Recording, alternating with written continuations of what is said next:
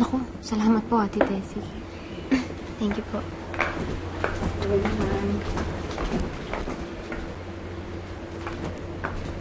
Hoy! Anong ginagawa mo dito? Sino naman may sabi sa'yo pwede kang pumasok dito sa bahay namin, ha? Kapal-kapal talaga ng mukha mo. Di ba nga sabi ko sa'yo, lumayo ka sa akin. Pati ba naman dito, susundan mo ako? Ashley! Ano nangyayari dito? Eh, Dad, bakit ba kasi nandito ba yan, Diana na yan, ha? Sa akin na siya magtatrabaho mula ngayon. Ano?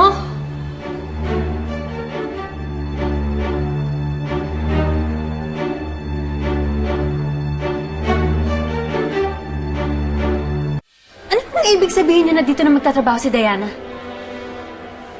Ang akala ko, alam mo na kailangan niya magtrabaho para matustusan yung kanyang pag-aaral. Alam ko po yun, pero bakit kailangan dito pa? Ang akala ko nga matutuwa ka eh. Ashley, kapatid mo si Diana, di ba?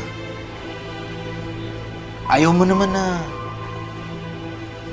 tumigil siya sa pag-aaral.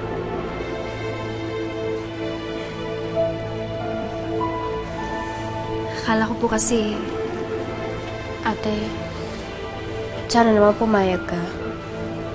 Gusto ko talagang mag-aral. Para na rin to ka na Mommy at Daddy.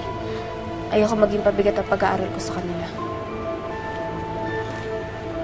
You don't have to say that, Diana. Sige, pwede kang magtrabaho dito. Pero make sure na hindi mo bibigyan ng problema si Daddy, ha? Sige po, Dad.